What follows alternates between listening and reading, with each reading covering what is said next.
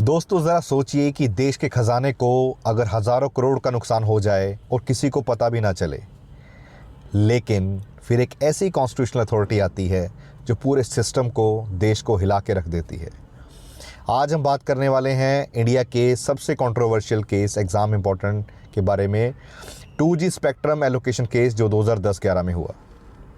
ये वही केस है जहां controller and auditor general of India CAG under Vinod Rai ने अपनी रिपोर्ट में एस्टीमेट दिया कि एक प्रिजम्पटिव लॉस, मतलब एस्टीमेटेड लॉस है 1.76 लाख करोड़ रुपए का, जिसने केस ने ऑपोजिशन को स्ट्रॉन्ग किया, ट्रांसपेरेंसी लेके आया सिस्टम में, कि करप्शन को उजागर किया, कि पब्लिक रिसोर्सेज जो हैं उनको बेहतर ढंग से एलोकेट किया जाए। क्या था पूरा माजरा, जानेंगे इस वीडियो में, बने रहिए अंत तक। नमस्कार दोस्तों, मैं हेमंत कुमार आपका स्वागत करता हूं आपके अपने YouTube channel study with Hemant पर। मैं जल्दी से बताऊं कि जो दोस्त नए हैं कि हम डेली 7:15 बजे न्यू वीडियो डालते हैं और अब तक 90 वीडियो आ चुकी हैं, और इस बढ़ती हुई जर्नी का, यात्रा का आप भी भागी बने और जल्दी से चैनल को सब्सक्राइब, लाइक, शेयर, कमेंट करें, आगे बढ़ने में थोड़ा सहयोग करें। अब हम चलते हैं हमारे प्रीवियस ईयर क्वेश्चंस के टॉपिक पे। प्रीवियस ईयर क्वेश्चंस पढ़ेंगे ऐसे ही मज़ेदार इन्फॉर्मेशन के साथ, exam oriented information, to the point, crisp. Last time हमने क्वेश्चंस किए थे, that is question number 14। Yes friends, ये आपकी स्क्रीन पे है question number 14। Who among the following can participate in the proceedings of the both houses of parliament. Quickly revise कर लेते हैं, थोड़े से और क्वेश्चन भी थे आगे, एक बार फटाफट देख लेते हैं 2 मिनट के अंदर। अटॉर्नी जनरल था। 15 नंबर क्वेश्चन था, as a member, non member who can participate in the proceedings of either house of parliament, कि जो पार्लियामेंट के किसी भी हाउस में पार्टिसिपेट कर सकता है attorney general. A and C, vice president की भी मैंने बताया था आपको कि वाइस प्रेसिडेंट क्यों है, कि जहाँ पे आ गया नॉन मेंबर, राज्यसभा के जो एक्स ऑफिशियो चेयरमैन होते हैं वाइस प्रेसिडेंट, और वो मेंबर नहीं होते, इसलिए ये भी आंसर में है। Now next is question number 16 and first one of our this session. Who among the following has the right to address the parliament. किसके पास राइट है पार्लियामेंट को एड्रेस करने का? A attorney general of India, B chief election commissioner of India, C chief justice of India, D national security advisor. Answer है A attorney general of India. वो दोनों सदनों को, किसी को भी एड्रेस कर सकते हैं जब भी इंपॉर्टेंट लगे काम के सिलसिले में। Question number 17, consider the following statements. Attorney general of India can take part in the proceedings of Lok Sabha, बिल्कुल भाग ले सकते हैं। Can be a member of a committee of the Lok Sabha, member हो सकते हैं लोकसभा की कमेटी का। चलिए देखते हैं। 3, स्पीक इन द लोकसभा, बोल सकते हैं। 4, वोट इन द लोकसभा, क्या वो लोकसभा में वोट दे सकते हैं। ऑप्शंस आपकी स्क्रीन पे कि कौन सी स्टेटमेंट्स इनमें से करेक्ट हैं। 1 only, 2 and 4, 1 2 3, D 1 and 3। IAS pre 2013 का question, and your answer is C 1 2 3। सारी चीज़ें सही हैं। वो वोट भी दे सकते हैं, वो वोट नहीं दे सकते, बोल सकते हैं, भाग ले सकते हैं, पार्टिसिपेट कर सकते हैं। 18, solicitor general of India is. Solicitor general कौन है इंडिया के? A government advocate, B legal officer of the president, C legal advisor, या डी एडमिनिस्ट्रेटिव ऑफिसर। UPPCS 1991 का question, and C is answer legal advisor. Legal advisor, कानूनी सलाहकार। Solicitor general जो है भारत के, subordinate to the attorney general, मतलब उनसे एक पद नीचे होते हैं सोलिसिटर जनरल अटॉर्नी जनरल से। Solicitor general of India is second law officer of the country, assist the attorney general, and is himself assisted by the several additional solicitor generals of India. जो भारत के solicitor general हैं वो attorney general के subordinate हैं, उनके second पायदान पे आते हैं, और वो खुद भी कई सारे एडिशनल सोलिसिटर जनरल्स के द्वारा उनको मदद मिलती है, मदद लेते हैं और आगे पास ऑन करते हैं। 19, the solicitor general of India is, कौन है solicitor general? A administrative officer, B legal adviser, C an adviser to the prime minister, D a law officer for giving advice to the president of India, कि एक ऐसे law officer जो राष्ट्रपति को सलाह देते हैं। UPPCS 1994 का question, answer is B legal advisor, जो हमने ऊपर पढ़ा था अभी। Question number 20, who advises the state governments on the legal matters. State government को लीगल मैटर्स पे कौन एडवाइस करता है? A attorney general, B advocate general, C solicitor general, D chief justice of high court. So बताइए दोस्तों, advocate general, जो अभी मैंने बताया आपको कि सोलिसिटर जनरल ये सब वो करते हैं, और एडवोकेट जनरल जो है वो स्टेट को, जैसा अटॉर्नी जनरल का रोल सेंटर के लिए, सेम वैसा ही एडवोकेट जनरल का रोल स्टेट के लिए। बिहार पीसीएस का क्वेश्चन था, ये एक्सप्लेनेशन भी क्विकली देख लीजिए। It shall be the duty of advocate general to advise the government of state on the legal matter. जो भी कानूनी मसले हैं, मैटर्स हैं, उन पे एडवोकेट जनरल सलाह देंगे स्टेट गवर्नमेंट को, ये उनकी ड्यूटी है। ये आर्टिकल 165(2) में दिया गया है। The governor of the each state shall appoint a person who is qualified to be appointed as a जज of the high court to be advocate general for the state. 165(1). तो governor है जो हर एक state का, उनकी duty है कि वो उसको अपॉइंट करें जो कि क्वालिफाइड हों एक हाई कोर्ट के जज बनने के लिए। He is the first legal adviser of the state government. ये स्टेट गवर्नमेंट के फर्स्ट लीगल एडवाइज़र होते हैं। आगे चलते हैं दोस्तों, that is question number 21 on your screen. Who among the following is the legal adviser of a state government. State government के legal adviser कौन है? कुछ क्वेश्चन, 4-5 क्वेश्चन और बचे हैं, अटॉर्नी जनरल का फिनिश हो जाएगा, उसके बाद फिर हम आगे चलेंगे। Who among the following is the legal adviser of the state government. State government की लीगल एडवाइज़र कौन है? दैट इज़ एडवोकेट जनरल, अभी हमने पढ़ा है। A is the answer. Question number 22 on your screen. The official legal adviser of the state government. कौन है जी official legal advisor state government के? Advocate general. बार बार रिपीटिशन से चीज़ें लर्न हो जाती हैं, परमानेंट मेमोरी में स्टोर हो जाती हैं, इसलिए क्विकली आगे आगे 10-10 सेकंड करके स्किप मत करें, इसको ध्यान से पढ़ें। 5 मिनट में दुनिया उथल पुथल नहीं होगी, बट एक नंबर इधर से उधर ज़रूर हो जाएगा। और -0.25 भी ऐड कर लीजिए, जो माइनस मिलने वाला है वो एक्स्ट्रा मिलेगा, तो 1.25 नंबर हो गया। 1.25 नंबर में तो दुनिया भाई साहब इधर से उधर हो जाएगी। सिलेक्शन आर और पार। सो बने रहिए। Question number 23। क्वेश्चन नंबर 23 है the controller and auditor general of India is appointed bye. CAG जो है किसके द्वारा अपॉइंट होते हैं? आगे हमारे कैग, चलिए 2 ही क्वेश्चन बचे थे सिर्फ। Controller and auditor general of India is appointed by the A president, B speaker of Lok Sabha, C chairman of the planning commission, D finance minister. And your answer is A, that is president, राष्ट्रपति appoint करते हैं। पढ़ते हैं इनकी detail. Article 148(1). जो दोस्त नए हैं भाई, मैं बता दूं कि इस चैप्टर की पार्ट 1 एंड पार्ट 2 वीडियो ज़रूर देख लें, आपको कॉन्सेप्ट्स की क्लैरिटी हो जाएगी। इनको आप खुद आंसर दे पाएंगे क्वेश्चंस को क्विकली, जैसे अभी चल रही है सही पेज पे। मैं इतनी पेज पे पढ़ाता हूँ कि बच्चों को आजकल 1.5 1.75 पे पढ़ने की हैबिट है, तो भाई उनको मेरी क्लास को एटलीस्ट 1.75 1.5 ना करना पड़े। अगर पेस ज़्यादा लगती है तो प्लीज़ कमेंट्स में बताएं, I will manage accordingly. Article number 148 एक ही कहता है कॉन्स्टिट्यूशन का कि there shall be a controller and auditor general of India who shall be appointed by the president by warrant under his hand and seal and shall only be removed from the office in the like manner and on the grounds as a जज of the supreme court. मायने एक controller and auditor general of India Bharat में होना चाहिए जो कि राष्ट्रपति द्वारा अपॉइंटेड हो बाय वारंट, एक वारंट और सील राष्ट्रपति के हाथ में, जो ऑर्डर लिखा गया उसके अंदर कि ये है जी आज से controller and auditor general of India. And shall be removed, कैसे रिमूव किया जा सकता है? सेम ग्राउंड्स पे जैसे कि एक सुप्रीम कोर्ट के जज को रिमूव किया जा सकता है। Controller and auditor general audits all the receipts and expenditures of the government. जो भी पैसा आया और जो भी खर्चा हुआ उन सबको ऑडिट करते हैं कैग, और सबसे पहले रिपोर्ट किसको सबमिट करते हैं? राष्ट्रपति को। He also audit all the receipts and expenditure of the state government.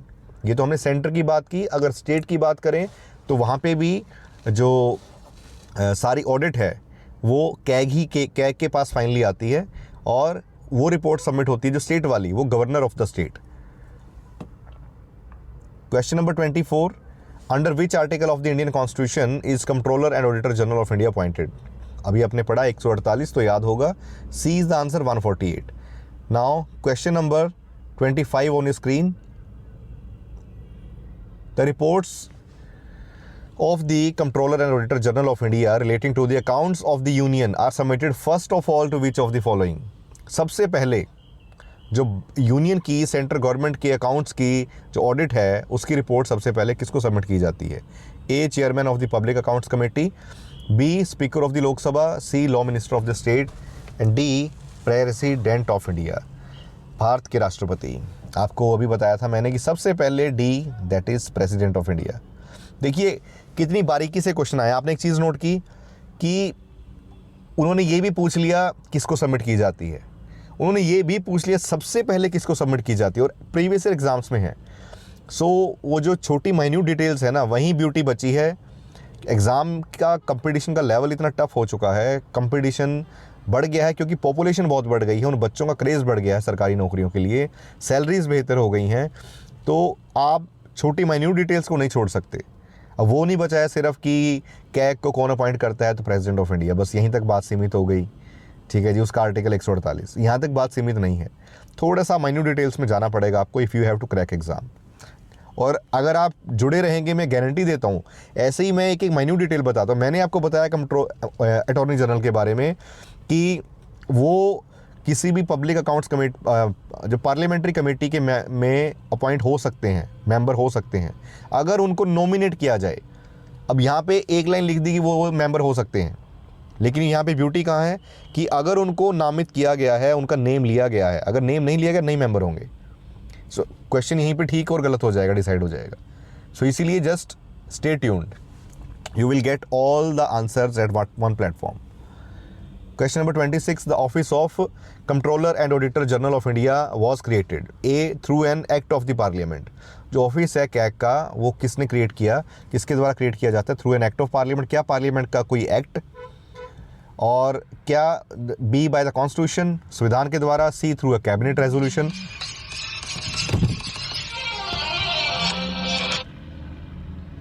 और C through a cabinet resolution, D none of the above. Answer दीजिए।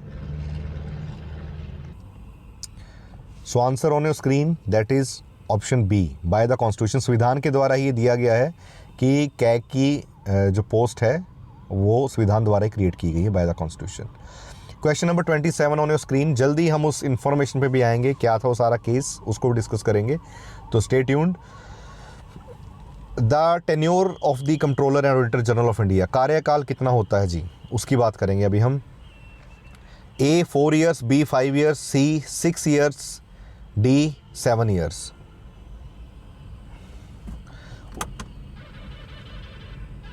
That is 6 years is answer. Article 148 close 3 में दिया गया है, the salary and the other conditions of the service of the controller and auditor general of India shall be determined by the parliament. Parliament के द्वारा decide होंगी। CAG जो है India का, that holds the office for the term of the 6 years और until attains the age of 65 years. या तो 65 साल के हो जाएं या 6 साल का कार्यकाल पूरा हो जाए, जो पहले हो जाएगा वो रिटायर हो जाएंगे। और ये किसके तहत दिया गया है? This is under the law of the parliament, that is CAG की जो ड्यूटीज, पावर एंड कंडीशंस, उसका जो एक्ट है 1971, उसके तहत ये सारी एक्सप्लेनेशन दी गई है। Question number 28, which of the following is not true about the controller and auditor general of India. क्या सही नहीं है कैग के बारे में? A, he is appointed by the president, बिल्कुल सही है ये तो। He salary is equal to the that of the जज ऑफ द सुप्रीम कोर्ट, क्या जज के, सुप्रीम कोर्ट के जज के बराबर उनकी सैलरी होती है। C, he is disqualified for the any further government office after retirement. एक बार रिटायरमेंट होगी उसके बाद वो किसी भी भारत सरकार या स्टेट गवर्नमेंट के ऑफिस में, किसी भी सरकारी दफ्तर में किसी पद पे नहीं बैठ पाएंगे। D, he can be removed by the president, राष्ट्रपति उन्हें हटा सकते हैं, रिमूव कर सकते हैं। So your answer is D. तीनों स्टेटमेंट सही हैं। जज के बराबर सैलरी, सुप्रीम कोर्ट के जज के बराबर, डिसक्वालीफाई होते हैं, आगे किसी पोस्ट पे नहीं बैठेंगे सरकारी पद पे, लेकिन प्रेसिडेंट के द्वारा उनको रिमूव नहीं किया जाता, ये हम देखेंगे अभी। आर्टिकल 41 में तो उनका दिया है कि कैसे उनको सिलेक्ट किया जाता है, appoint by the president by warrant under his hand and seal. और कैसे रिमूव किया जाता है, जैसे हमने पढ़ा था इस टॉपिक के फर्स्ट क्वेश्चन में कि hand under his seal, on the grounds of the as a जज ऑफ द सुप्रीम कोर्ट। जैसे एक सुप्रीम कोर्ट के जज को हटाया जा सकता है, वैसे ही कैग को हटाया जा सकता है। Schedule 2 part 1 of the constitution India and section 3 of the controller and auditor general की ड्यूटीज का सर्विसेज एक्ट 1971, वो ये कहता है सैलरी जो है कैग की एंड वो डिसाइड की जाएगी इज इक्वल टू द जज ऑफ द सुप्रीम कोर्ट, उसके बराबर होगी। आर्टिकल 148 एंड क्लोज 4 ये कहता है कैग जो है shall not be eligible for any office either under the government of India और any state one he sees to hold his office. एक बार वो पद से हट गए तो किसी पद पे नहीं बैठ पाएंगे दोबारा, चाहे वो स्टेट गवर्नमेंट है या सेंट्रल गवर्नमेंट। अब चलते हैं हमारे उस टॉपिक पे, उस क्वेश्चन के ऊपर जो हमने इस मज़ेदार डिस्प्ले पे देखा था। कैग स्क्रूटनाइज कर रहे हैं, इन्होंने जांच निकाली, विनोद राय जी ज़बरदस्त थे भाई साहब ये।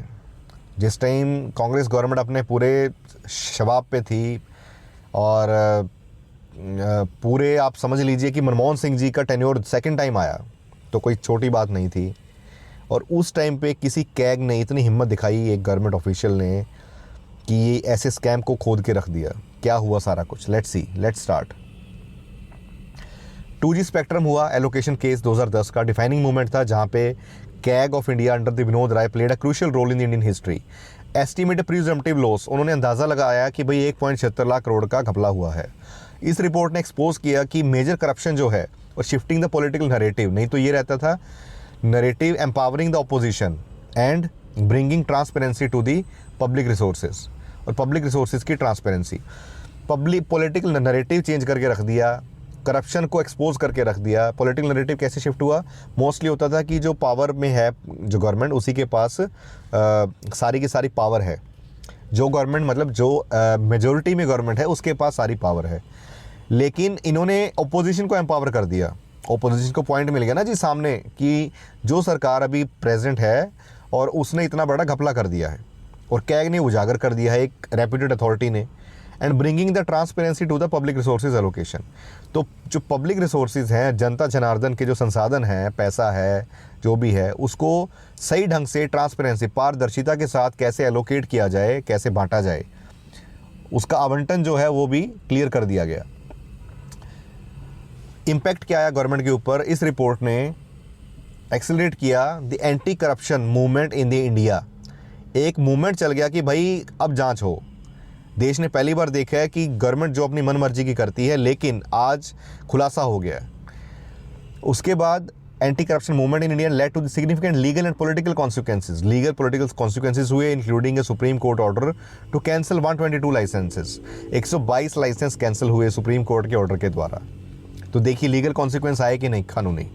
रोल डेफिनेशन, इसने डिमॉन्स्ट्रेट किया कि कैग की जो पावर है is to not to just audit the number, सिर्फ नंबर फिगर्स कि इतना हुआ जी, इतना खर्चा है, इतना ये काम नहीं है, but to evaluate economic wisdom of the government decisions, कि इकोनॉमिक जो विजडम है, बुद्धिमानी है, आर्थिक जो निर्णय लेने की गवर्नमेंट के डिसीजंस की, वो उसको इवेल्युएट करना, उसकी जांच करना।